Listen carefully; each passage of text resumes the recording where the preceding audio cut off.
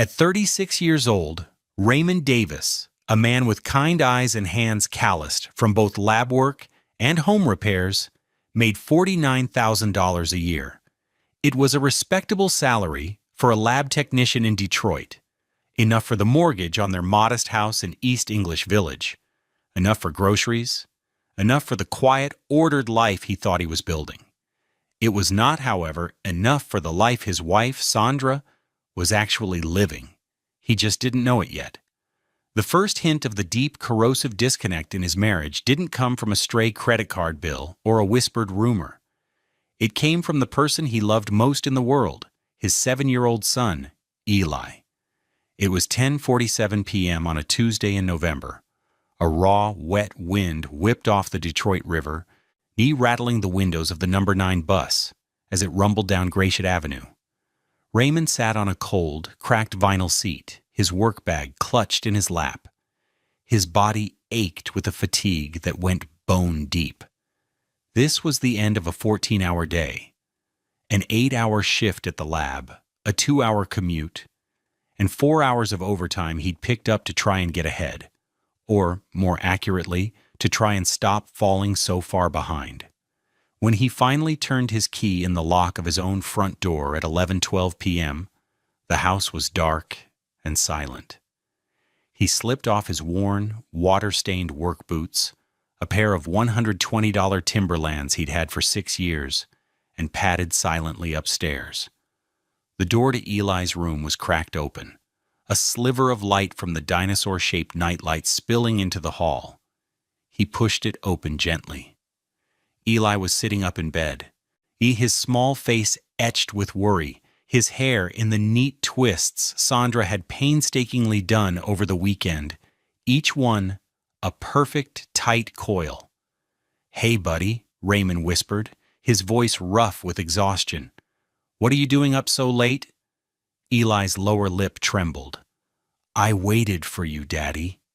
A familiar pang of guilt, sharp and acidic, shot through Raymond's chest. He crossed the room and sat on the edge of the bed, the springs of the $400 mattress groaning in protest. He reached out to smooth Eli's hair, but his son flinched back, wrinkling his nose. And then came the words. The innocent, devastating question that would echo in his mind for months. "Daddy?" Eli asked, his voice small and serious. "Why do you always smell like the bus?" Raymond froze.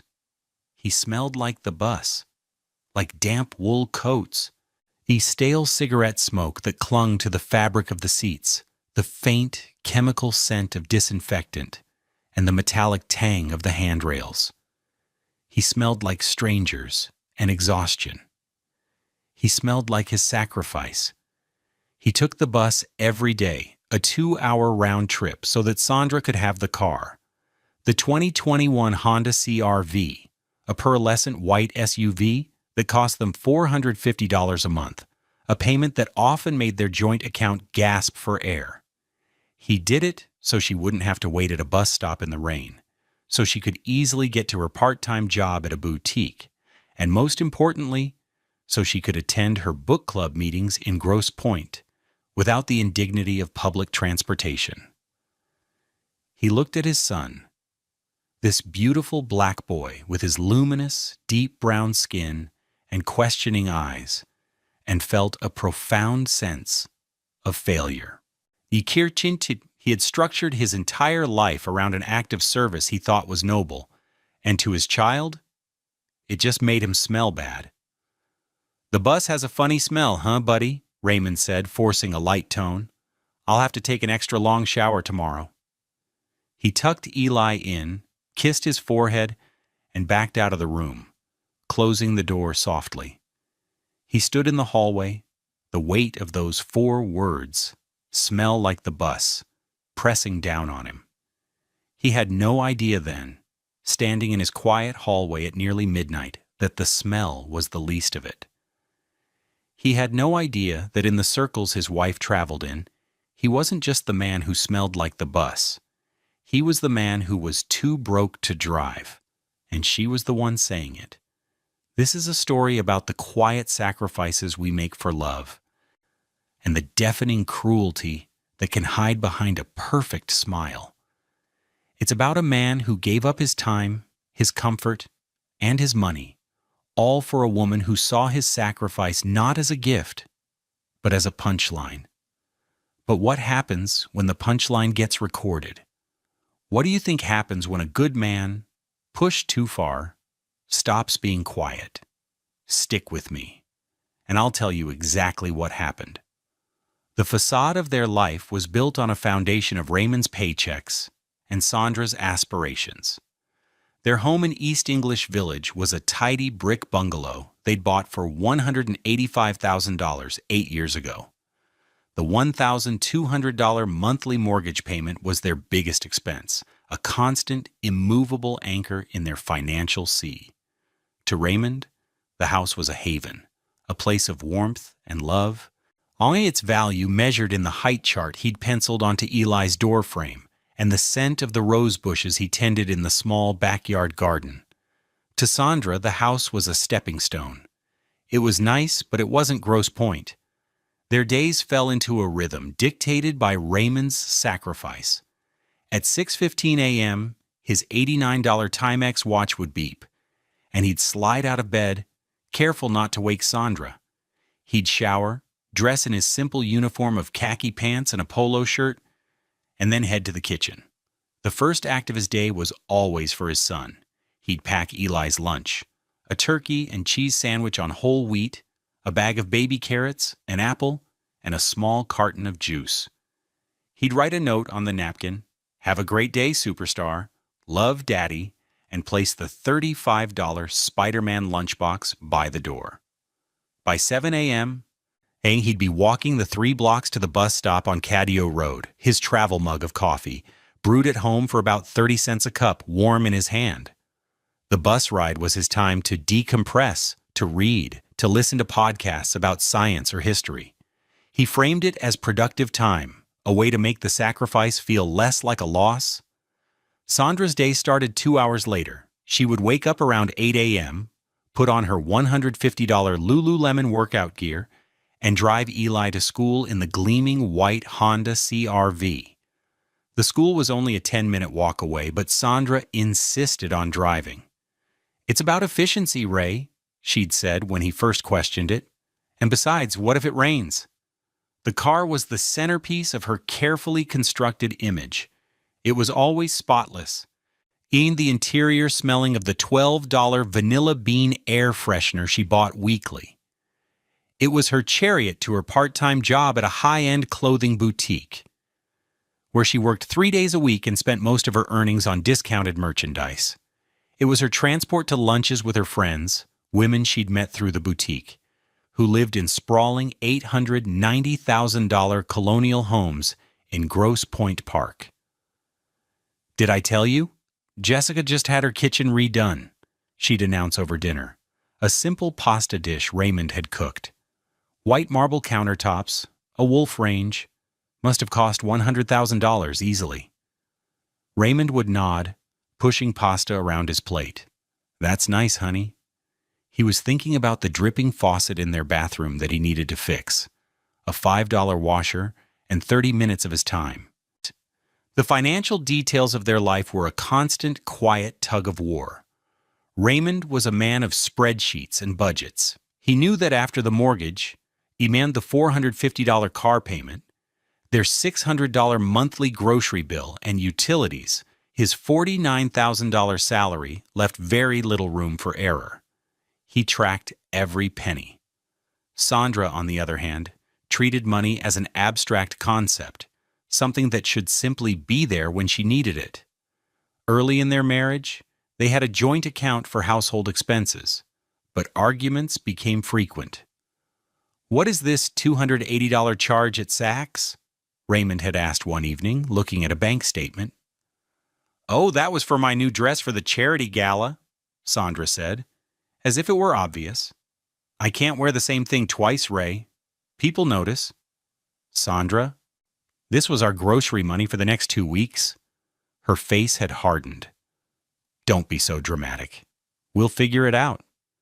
You can always pick up an extra shift.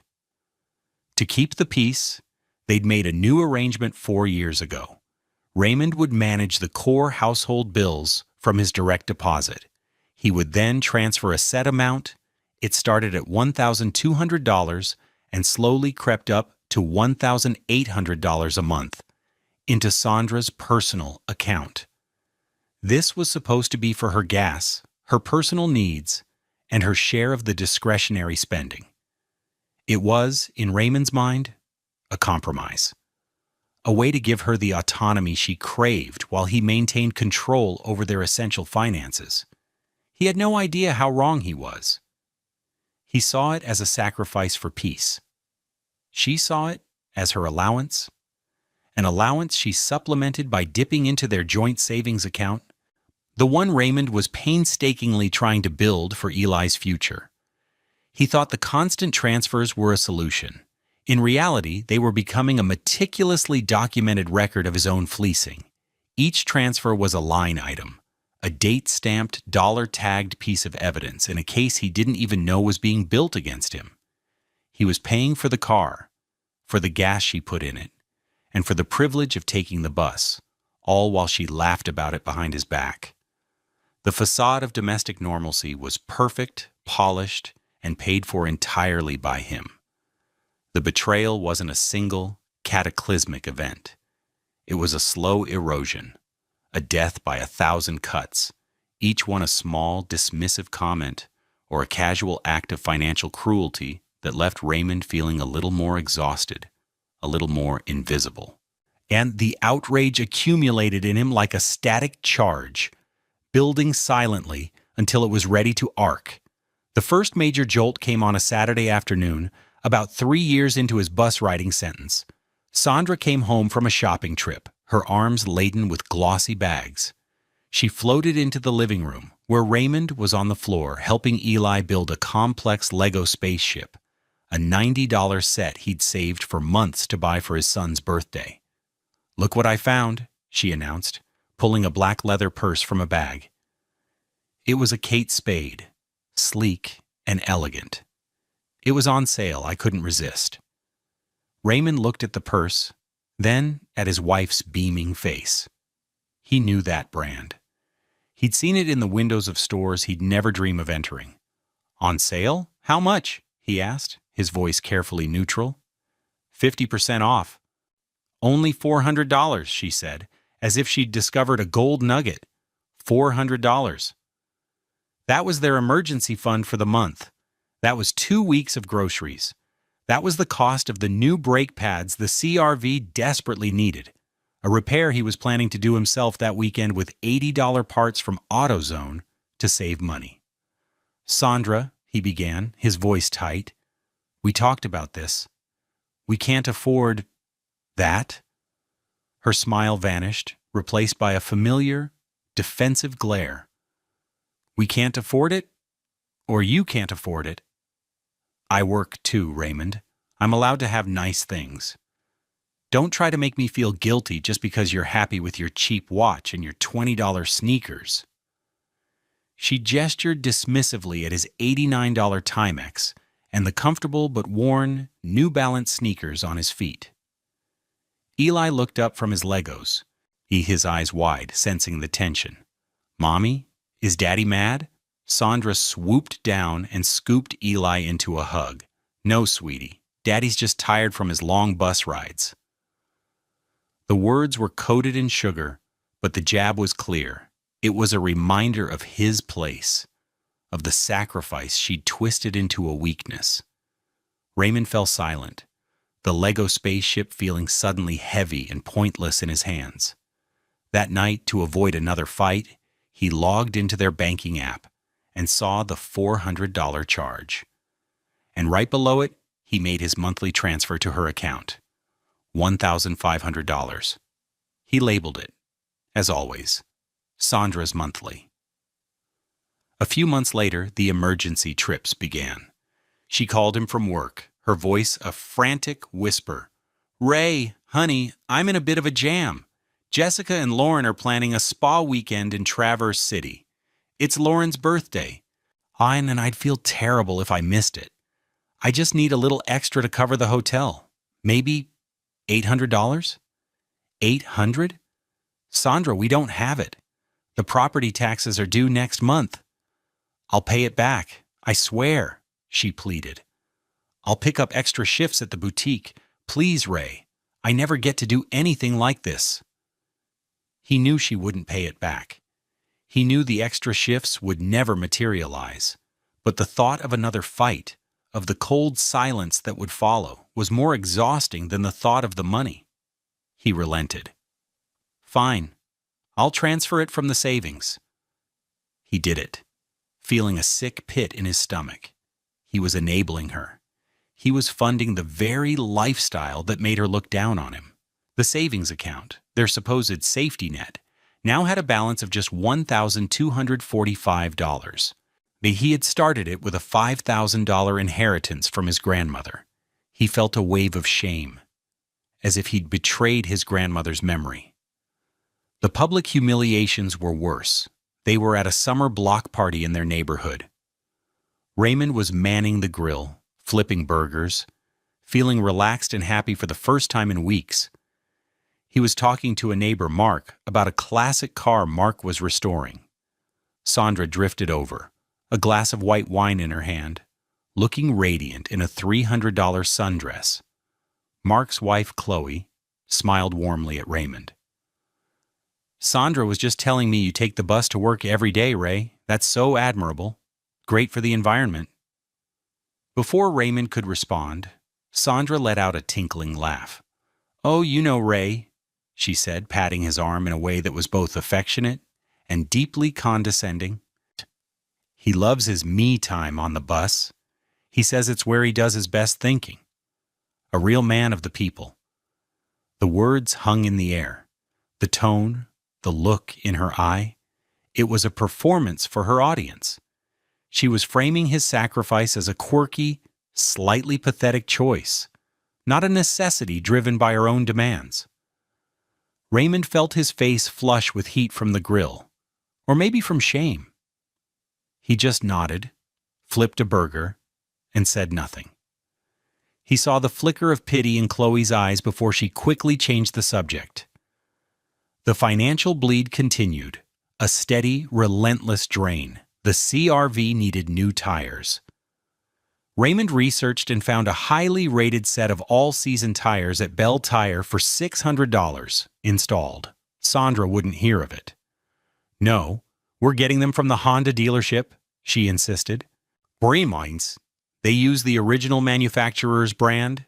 It's about safety, Raymond, and it maintains the car's value. The dealership quoted him $1,150. They argued for 2 days.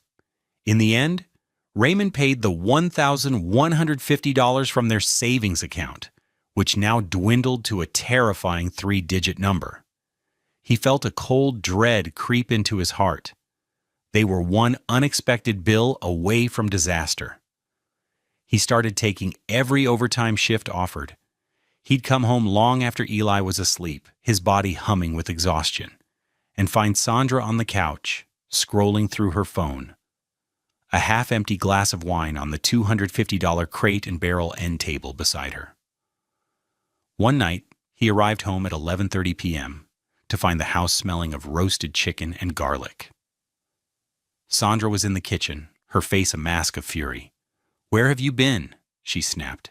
"I cooked. Jessica and her husband were supposed to come over for dinner. I had to cancel an hour ago because you weren't here. Do you have any idea how embarrassing that is?" Raymond stared at her, bewildered. "You didn't tell me you were having people over?" "I shouldn't have to. I sent you a text this afternoon." He pulled out his phone. There it was, a text from 3 p.m. "Jess and Todd for dinner tonight at 8. Don't be late." He'd been in the middle of a critical sample run at the lab, his phone in his locker. He hadn't seen it. "Sandra, I was at work. I was working overtime so we can pay the credit card bill you ran up last month." "Oh, here we go," she said, rolling her eyes. "It's always about money with you. You know what your problem is, Raymond? You have no ambition.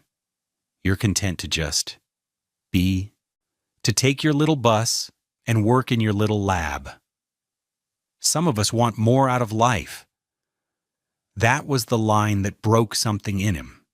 His little lab, his little life, a life dedicated to supporting her. The anger that had been simmering for years finally boiled over, but it didn't come out as a shout. It came out as a quiet, chilling calm. "I'm going to bed," he said, turning his back on her, and the expensive, uneaten chicken. He lay in the dark, listening to her cleaning up, slamming cabinets. He thought about the numbers. 4 years, 48 monthly transfers, an average of about $1,500 a month, plus the emergencies, the tires, the trips. He did a rough calculation in his head. It was an astronomical sum. It was a down payment on a house in Grosse Pointe. It was a college fund. It was a life. A life he was working to death for, while she called it little. The outrage was no longer a spark. It was a steady, burning flame. He just needed proof. He needed something more than just the numbers. He needed to hear it in her own voice. He had no idea how soon he would get his wish. The proof arrived on a Saturday that felt like any other. It was May 21st, 2:38 p.m. The sky was a brilliant, cloudless blue, and the scent of freshly cut grass hung in the air of East English Village. Raymond was on his knees in the front garden, methodically pulling weeds from around the base of his prize-winning rose bushes. His hands, covered in dirt, felt more at peace here than they did anywhere else. Eli was running through the sprinkler in the backyard, his happy shrieks echoing down the block. It was a perfect, peaceful, domestic scene. Then he saw Mrs. Gable walking across the lawn towards him. Mrs. Gable was their next-door neighbor, a retired school teacher in her late 70s, with sharp eyes and a kind heart. She'd lived in her house for 50 years and had seen the neighborhood change around her. She had always been fond of Raymond, often leaving a plate of cookies on their porch or waving to him as he walked to the bus stop in the pre-dawn darkness. She adored Eli. Her interactions with Sandra, however, were always brief and polite, tinged with a formality that Raymond had never quite understood. Today she wasn't smiling.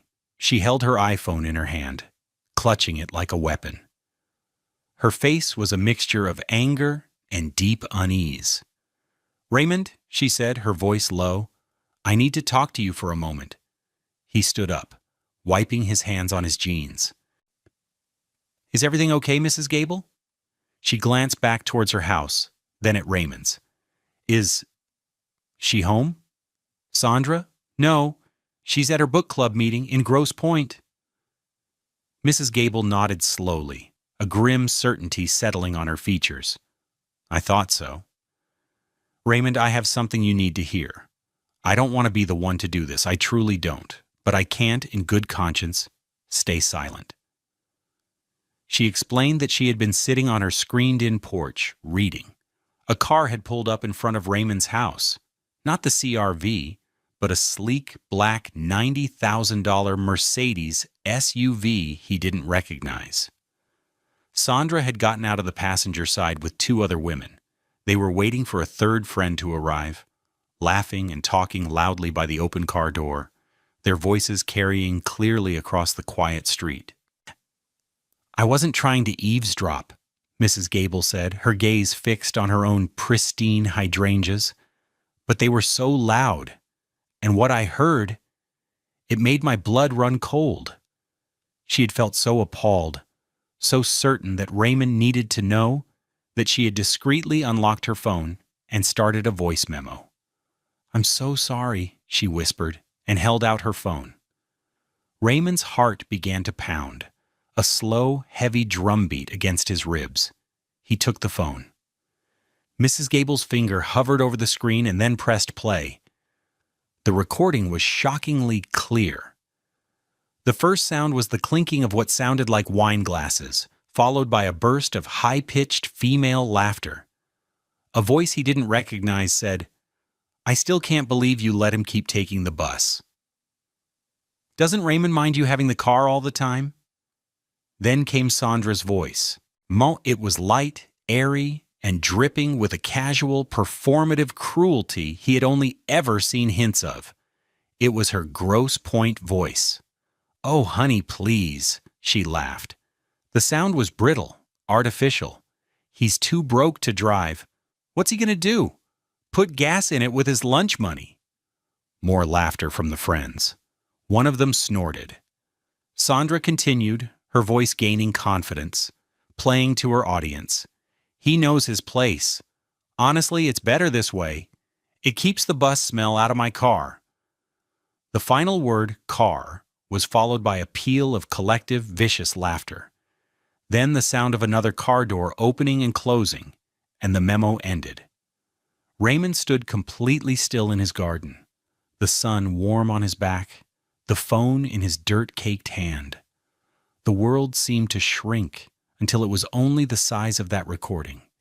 The sounds of his son laughing in the sprinkler, the buzz of a distant lawnmower, the gentle breeze, it all faded into a roaring silence in his ears. Too broke to drive, knows his place, the bus smell, every sacrifice, every exhausting overtime shift, every lonely bus ride in the dark, every dollar he had transferred, every time he'd swallowed his pride. It all coalesced into those three phrases. It wasn't just a betrayal. It was a complete and utter negation of his entire existence as a husband and a partner. He wasn't a man making a sacrifice for his family. In her eyes, and in the eyes of her friends, he was a joke. A pathetic, smelly, broke joke. He felt a strange and terrible calm settle over him. There was no rage, no tears, just a cold, hard clarity.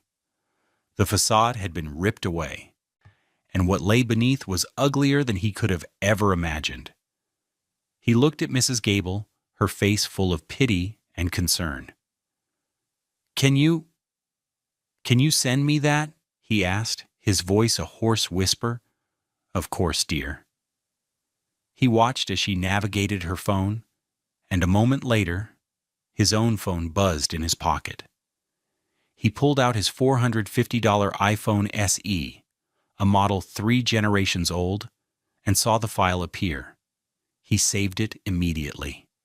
He saved it to his phone, to his cloud storage, and emailed it to himself. He saved it like it was the most valuable thing he owned, because it was. It was his freedom. "Thank you, Mrs. Gable," he said, his voice gaining a sliver of its strength back. "You have no idea what you've just done for me." She patted his arm. "A good man deserves respect, Raymond.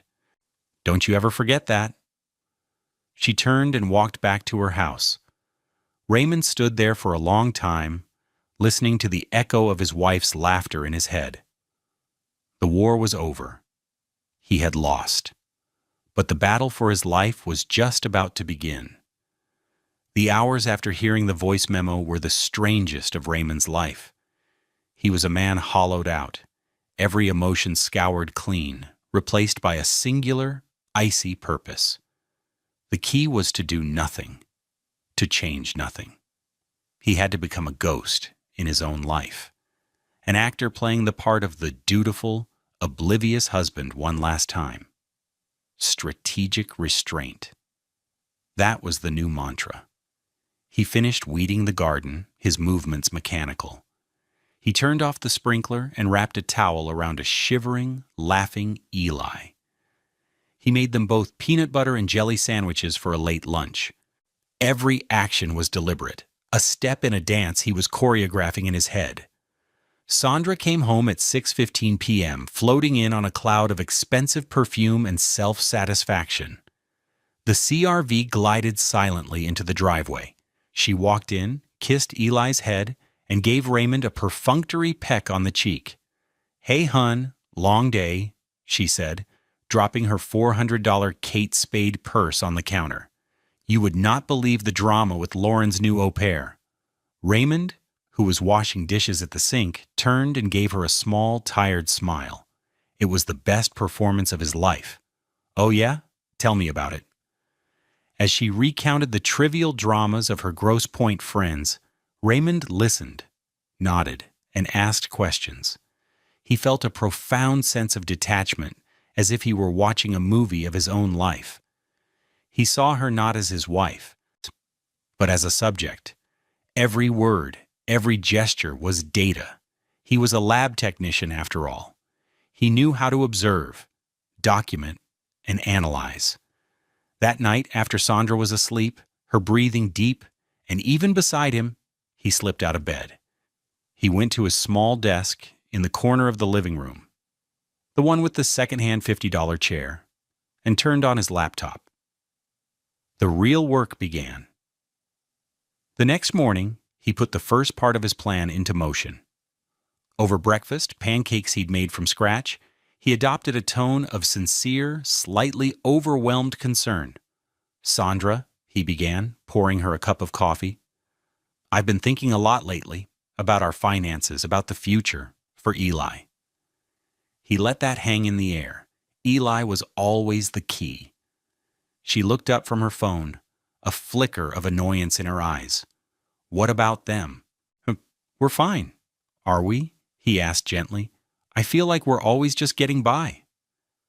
"I was thinking, maybe I should take one of those online financial planning courses, to get us on solid ground, learn about investing, that kind of thing." This was the lie.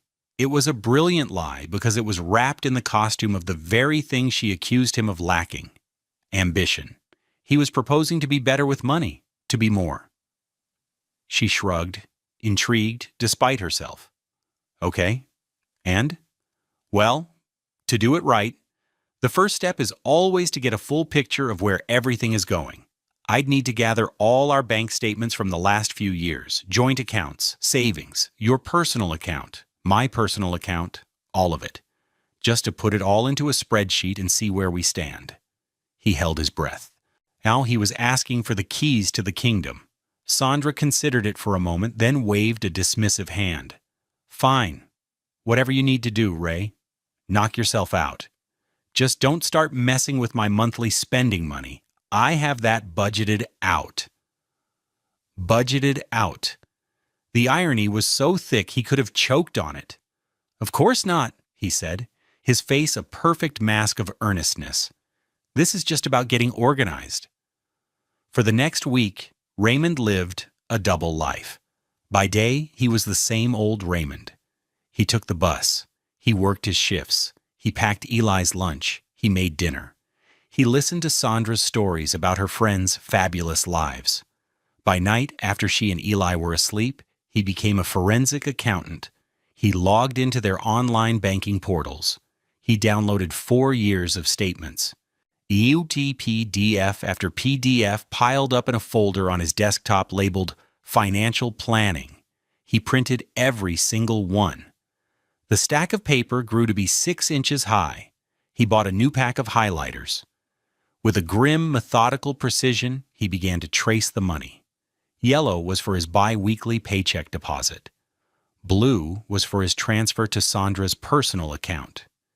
He created a table: date, amount, memo. The list grew longer and longer. January 15th, 2018, $1,200, Sandra's monthly. February 15th, 2018, $1,200, Sandra's monthly. June 15th, 2020, $1,500, Sandra's monthly. May 15th, 2022, $1,800, Sandra's monthly. Pink was for any transfer from their joint savings account to her personal account. These were the emergencies. August 3rd, 2019, $800, weekend trip. November 21st, 2020, $1,150, car tires. March 10th, through 2021, $1,500, dental work. He later learned this was for veneers.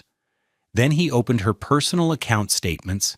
He used a red highlighter for every purchase over $200. The pages bled red. Charges from Saks Fifth Avenue, Nordstrom, Lululemon. Charges from spas in Traverse City and wineries on the Leelanau Peninsula. Charges for $250 haircuts and $150 bottles of wine at Grosse Pointe restaurants. He built a master spreadsheet. He tallied the blue column, the 48 monthly transfers. The subtotal was $71,400. He tallied the pink column, the savings account raids. That came to $4,912.45. The grand total stared back at him from the screen, stark and unforgiving. $76,312.45. $76,000. Almost 2 years of his entire gross salary gone. Vaporized into purses, vacations, and wine. All so she could maintain a facade for women who despised him on her behalf.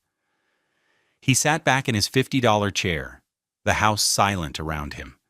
He wasn't angry anymore. He was cold. He was a scientist who had just confirmed his hypothesis with overwhelming, irrefutable data. The playing dumb phase was over. It was time to find a lawyer. Finding the right lawyer was the most critical next step. Raymond knew he couldn't walk into one of the massive glass and steel law firms downtown.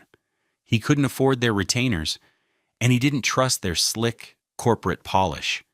He needed someone who understood the grit of Detroit, someone sharp, efficient, and unintimidated by Grosse Pointe money or attitude. After 2 days of quiet, careful research during his lunch breaks, he found her. Miss Imani Carter. Her office was in a restored historic building on the Avenue of Fashion. The website was simple, professional, and her bio was direct. A graduate of the University of Michigan Law School, with 15 years of experience in family law, specializing in complex financial disputes. Her photo showed a poised, intelligent black woman in her 40s with a no-nonsense expression. Raymond felt an immediate sense of trust. He called and made an appointment, using a precious vacation day for the meeting. He told Sandra he had a mandatory safety seminar at work. The lies were becoming easier, a necessary armor. Ms. Carter's office was not what he expected. It was warm and inviting, decorated with vibrant art by local Detroit artists. The only thing imposing about the room was the woman herself. She sat behind a large, uncluttered mahogany desk, her posture perfect, her gaze direct. "Mr. Davis," she said, her voice smooth and measured. "Thank you for coming in. My paralegal said you have a matter involving dissipation of marital assets. Please, tell me what's going on." Raymond took a deep breath. He opened his worn leather briefcase, a gift from his parents when he graduated from college, and laid his evidence on her desk. He didn't start with the story. He started with the data. First, he presented the master spreadsheet, a single, damning page, summarizing 4 years of financial drain. "This is a summary of all transfers made from my accounts to my wife's and from our joint savings to her personal account over the past 48 months. The total is $76,312. Ms. Carter took the page, her eyes scanning the columns. She raised an eyebrow slightly but said nothing. Next, he produced the binders. "This is the backup," he said, pushing 2 thick, 3-ring binders across the desk. "Volume 1 contains my personal and our joint account statements with every transfer highlighted. Volume 2 contains my wife's personal account statements with her corresponding spending highlighted." She opened one of the binders, flipping through the pages, her expression unreadable. She saw the meticulous highlighting, the neat tabs, the sheer volume of documentation. He could see a flicker of professional respect in her eyes. "You've been thorough," she commented, her tone dry. "I'm a lab technician," Raymond replied. "I document everything." He let her absorb the financial data for a full minute. He let the weight of the numbers sink in. Then, he played his final card. "There's one more thing," he said, his voice dropping. "This is the context." He took out his phone and a small $30 Bluetooth speaker he'd bought for this exact purpose. He placed the speaker in the center of her desk. "This is a voice recording," he explained. "It was taken 3 weeks ago by my neighbor. It features my wife and her friends." He pressed play. The bright, cruel sound of Sandra's voice filled the quiet office. The clinking glasses. The laughter. "Oh, honey, please. He's too broke to drive." "What's he gonna do? Put gas in it with his lunch money?" "He knows his place. It keeps the bus smell out of my car." As the recording played, Ms. Carter's face remained impassive, but her eyes hardened. It was the look of a predator spotting a weakness in its prey.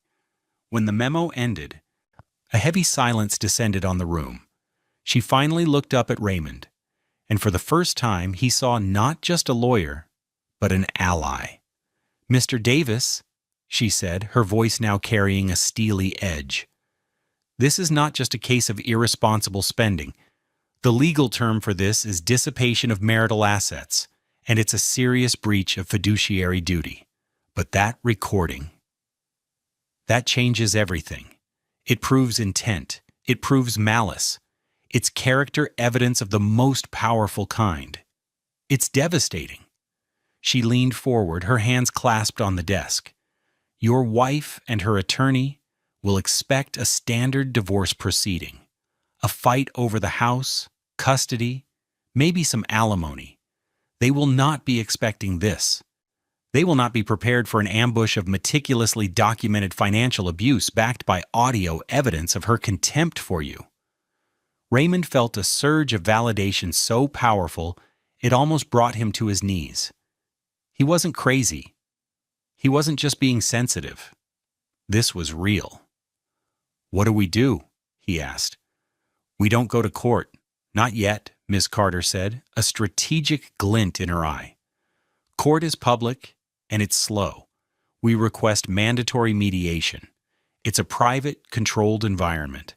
We let her walk in there feeling confident, arrogant even. We let her make her outrageous demands, and then we detonate this. We present the financials, and then we play that recording for her, her lawyer, and the mediator." She explained the strategy. The shock and humiliation would be total. Her lawyer, and faced with evidence that would make his client look like a monster in open court, would have no choice but to advise her to settle immediately, and on their terms. "My billing rate is $450 an hour," she stated. "We will ask for your legal fees to be paid by her as part of the settlement. Our terms will be simple and non-negotiable. A full judgment against her for the $76,000 she dissipated. Full ownership of the marital home and the Honda CR-V to you. No alimony. We will be generous with a shared custody arrangement for your son because he is the priority." Raymond nodded, his mind clear. "Let's do it." He left Ms. Carter's office and walked into the bright afternoon sun, feeling lighter than he had in years. The weight of his secret was no longer his alone to bear. It was now a weapon, and it was aimed, loaded, and ready to be fired. The day of the mediation was a cool, overcast morning in late June. Raymond woke up at 5 a.m., long before his alarm. He felt no anxiety, no fear, only a profound and unnerving calm. He showered, dressed in the best suit he owned, a simple, charcoal gray suit from Jaws. A bank that he'd bought for a wedding 5 years ago for $350, and went downstairs. He packed Eli's lunch just like any other day. The routine grounded him. He met Ms. Carter in the lobby of a neutral office building in Southfield at 8:45 a.m. The mediation was scheduled for 9. She was wearing a sharp, dark blue power suit, her demeanor radiating a quiet, formidable confidence. She carried a slim, leather-bound portfolio. "Ready?" she asked him. "Ready," he confirmed. They rode the elevator in silence to the 12th floor. The mediation center was a space of hushed tones, frosted glass, and expensive minimalist furniture. It was designed to project an aura of calm, rational resolution. Today it would be a slaughterhouse. They were shown to Conference Room B. It was a sterile box with a long, polished table and 12 chairs. A wall of glass offered a panoramic, if distant view of the Detroit skyline. The glass towers seemed to mock the intimacy of the conflict about to unfold. Sandra and her lawyer arrived at 9:05 a.m. She swept in, wearing a cream-colored Armani suit that Raymond instantly knew cost at least $2,000. She looked annoyed, impatient, as if this were an inconvenient interruption to her day. She barely glanced at Raymond, offering him a curt, dismissive nod before taking a seat opposite him. Her lawyer, a man in his 50s with a florid face and an overly friendly demeanor, started shuffling papers. The mediator, a retired judge named Mr. Harrison, entered and laid out the ground rules. He was calm, professional, and completely unprepared for what was about to happen. "All right," Mr. Harrison began. "Mrs. Davis, perhaps you and your counsel could start by outlining your desired outcome from today's session." Sandra's lawyer cleared his throat. "Certainly. My client Sandra is seeking a fair and equitable division of assets. We are proposing she retain the marital home, as it provides stability for the child, Eli. She will also require the 2021 Honda CR-V for transportation. Further, given the disparity in earning potential and Mr. Davis's stable income, we are requesting alimony in the amount of $2,000 per month for a period of 5 years to allow my client to maintain the lifestyle to which she and the child are accustomed." Raymond felt a flicker of the old anger, but he pushed it down. He looked at Ms. Carter, who gave him an almost imperceptible nod. Let them talk. Let them build the pedestal higher before we kick it out from under them. When her lawyer finished, the mediator turned to them.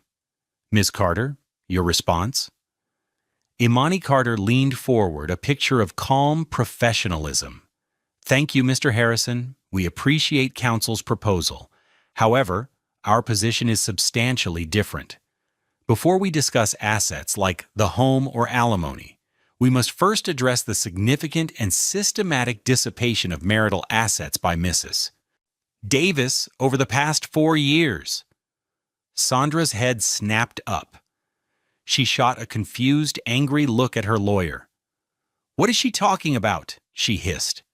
Ms. Carter ignored her and slid 3 identical binders across the polished table, one for the mediator, one for Sandra, and one for her stunned-looking attorney.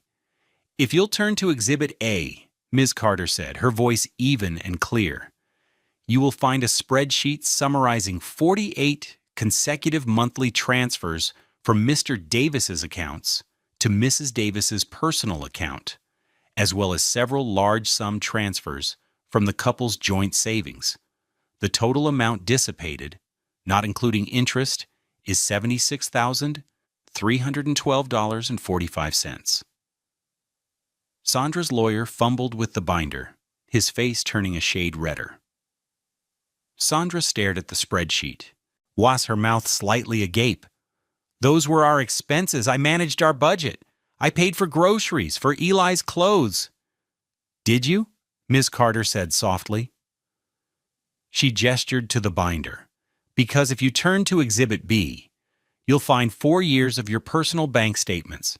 We've taken the liberty of highlighting every purchase over $200. You'll note a significant number of charges from luxury retailers, high-end restaurants, and out-of-town resorts.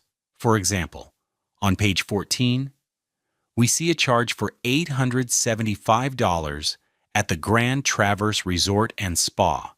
The same week, Mr. Davis transferred you $800 for what you termed an emergency." Sandra's face, which had been flushed with anger, was beginning to pale.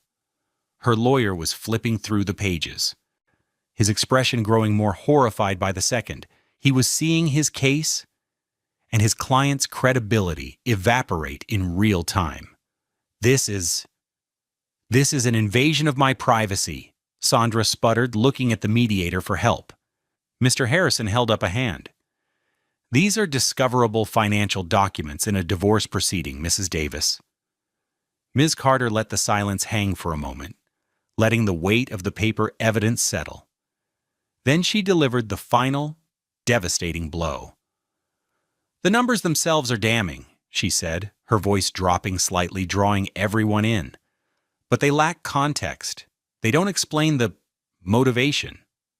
For that, we have Exhibit C.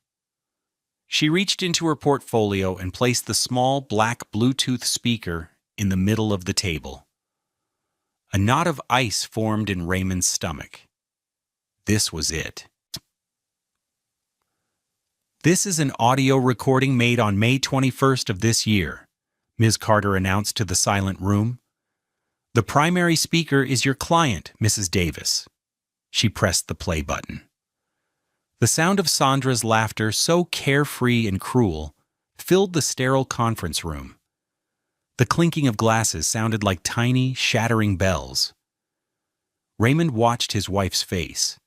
It was a slow-motion collapse. Oh, honey, please. He's too broke to drive. Her eyes widened in disbelief. She looked at Raymond, her expression a frantic plea. He met her gaze without flinching, his face a mask of cold, hard nothing. He felt nothing. He was simply an observer. What's he going to do, put gas in it with his lunch money? Her mouth fell open.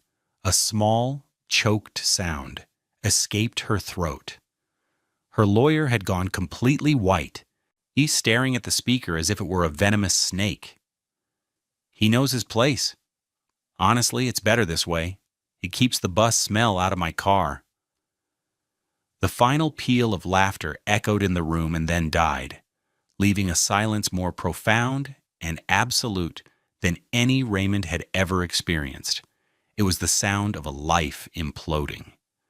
Sandra stared at Raymond, her eyes swimming with tears of shock and humiliation. The mask was gone. All that was left was the ugly, panicked truth. Miss Carter spoke into the void, her voice quiet, but carrying the force of a battering ram. We are prepared to file a motion to have that audio entered into the public record in open court, where a judge can hear your client's contempt for the man who was working 14-hour days to fund her shopping sprees. The press, particularly the local news, tends to enjoy stories like that. She paused. Or, you can agree to our settlement terms. Today. Right now. She slid a single sheet of paper across the table. A judgment against Mrs. Davis for the full $76,000. The marital home and the Honda CR-V are to be signed over to Mr. Davis, free and clear. His retirement accounts remain his, no alimony.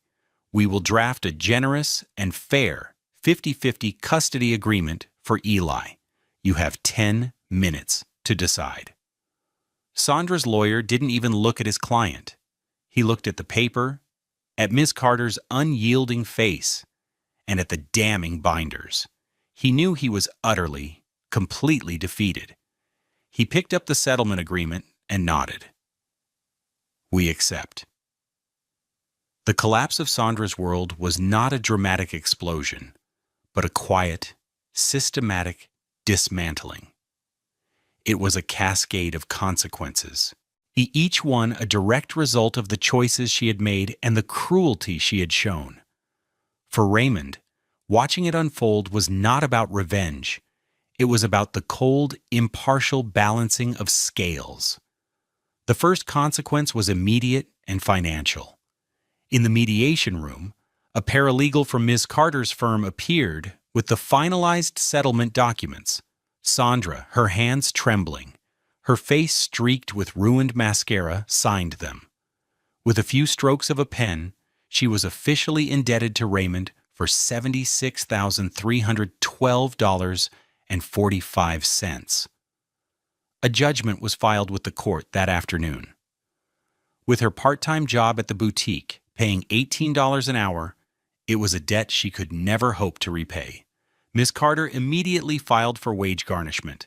25% of her meager paycheck would now be sent directly to Raymond, a constant, bi-weekly reminder of her betrayal. The second consequence was the car. After signing the papers, Sandra and her lawyer were left in the conference room. Raymond and Ms. Carter walked out into the lobby. A young man in a suit, another paralegal, was waiting for them, holding a folder. "Mr. Davis," he said, "here's the signed title for the 2021 Honda CR-V and the keys." He handed them over. The keys felt heavy and real in Raymond's hand. He walked out of the office building, leaving Sandra to figure out her own way home. Later, he saw the charge on their now frozen joint credit card, a $45 Uber ride. He drove the CR-V, the symbol of his long humiliation, back to his house. The vanilla bean air freshener made him feel sick. He rolled down all the windows. The third consequence was the loss of her lifestyle. The river of money, the $1,800 a month from Raymond, the secret dips into savings, was gone. Her income was now just her garnished wages, amounting to less than $1,400 a month. There would be no more spa weekends, no more $1,200 Armani suits, no more lunches at exclusive Grosse Pointe bistros. The $3,200 a month fantasy she had been living was over. Reality had arrived, and it was brutal. The fourth consequence, perhaps the most painful for her, was social. News of the settlement and the reasons for it spread like wildfire through her circle. While the audio was never made public, the details of the $76,000 judgment and her shocking cruelty were too juicy to remain secret. Her friends, the women whose approval she had craved and paid for, wanted nothing to do with the scandal. She was no longer an asset to their social standing. She was a liability, a pariah, and worse, she was broke. The invitation stopped. Her calls went unanswered. The Grosse Pointe Book Club had silently revoked her membership. The fifth consequence was her home. As per the settlement, she had 30 days to vacate the house in East English Village. She couldn't afford a decent apartment anywhere near her old life. She ended up in a cramped, $950 a month one-bedroom apartment above a pizza parlor in a less desirable suburb. The windows overlooked a noisy street and a dumpster. The contrast between this cramped, noisy box and the quiet, tree-lined street of her former life was a daily punishment. In the first week after the mediation, Raymond's phone was flooded with her voicemails. A perfect, textbook progression of emotional collapse. The first message was one of angry disbelief. "Raymond, call me. I can't believe you did this to me, to us, after everything. You blindsided me. This isn't fair." The second was justification. "Okay, I listened to that recording again. They took it out of context. It was a joke, Ray. A stupid, tasteless joke between girlfriends. You can't blow up our whole lives over a joke." The third was pleading. "Ray, please. We can fix this. We can go to counseling. I'll pay the money back, I swear. I'll do anything." Don't do this to Eli. Don't take his mother away from her home. The fourth was tears. A long, rambling, sobbing message filled with self-pity. "My life is over. I have nothing. You've destroyed me. How could you be so cruel?" Raymond listened to each message once, his face impassive. He felt a flicker of pity, but it was distant, like watching a sad movie. This was the woman who had laughed at his sacrifice. He saved the messages to the same evidence folder as the original recording. Then he deleted them from his phone and blocked her number. All communication would now go through their lawyers. The cascade was complete. The scales were balanced. 6 months later, the world was painted in the warm, golden hues of a Detroit sunrise. At 7:30 a.m., Raymond pulled his car up to the curb in front of Eli's elementary school. It wasn't the gleaming white Honda CR-V. That vehicle, a rolling monument to 4 years of lies, was long gone. Raymond had sold it for $24,000 the week after the settlement became final. The first check he wrote was to Ms. Imani Carter for her legal fees, a total of $12,500. It was the best money he had ever spent. He put the remaining $11,500, was along with the first few garnishment payments from Sandra, into a new, untouchable trust fund for Eli's college education. With a portion of his own savings, he had bought a different car, a 5-year-old, dark blue Honda Civic, for $16,000. It had 60,000 miles on it, a small scratch on the rear bumper, and it was the most beautiful car he had ever owned. It was his. It smelled of nothing but clean upholstery and the faint, sweet scent of the apple Eli had left on the back seat yesterday. "Okay, buddy, have a great day at school," Raymond said, turning in his seat. Eli, now a proud second grader, unbuckled his seatbelt. His hair in the same neat twists Raymond had learned to do himself by watching YouTube tutorials bounced as he leaned forward to show his dad a piece of paper. "Look what I made in art class." "But Daddy!" It was a drawing done in thick, bright crayon. It depicted 2 figures standing next to a lopsided blue car under a giant yellow sun. The figures were smiling. One was big, one was small. Both were colored in with a rich, brown crayon. "That's you, Daddy," Eli said, pointing to the taller figure. "And that's me. And that's our car, the fast blue one." He paused, then pointed again at the drawing with a serious expression. "I used the brown crayon for our faces. Because we're black, Daddy. So I used the right color." Raymond's breath caught in his throat. He took the drawing from Eli, his fingers tracing the waxy lines. "Because we're black." In that moment, Eli had articulated a truth so simple and profound, it grounded Raymond completely.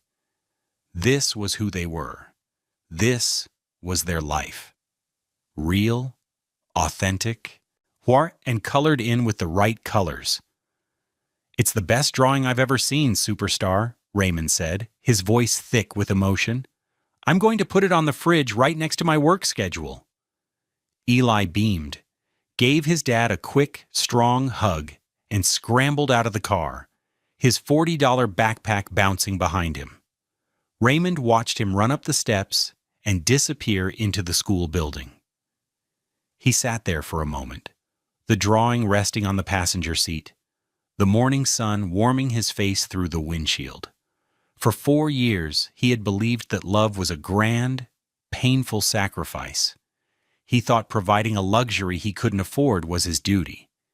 He'd measured his worth in the things he gave up. He was so wrong. True wealth wasn't the car or the house or the number in a bank account. It was this simple, unhurried moment. The freedom to drive his son to school. The warmth of a hug. The profound pride in a child's drawing. It was the quiet dignity of a life lived honestly. A life where he no longer smelled like the bus, but simply like a father. He had lost a wife, but he had gained back his entire world. And every morning, as he started the engine of his modest blue Civic, he was reminded that the best journeys aren't the ones we suffer through for someone else, but the ones we take toward our own self-respect. We all make sacrifices for the people we love, but it's crucial to know the difference between a sacrifice that builds a future and one that just enables a lie. What are the small things in your life that you wouldn't trade for any amount of money? Let me know in the comments below, because stories like Raymond's remind us what true value really looks like.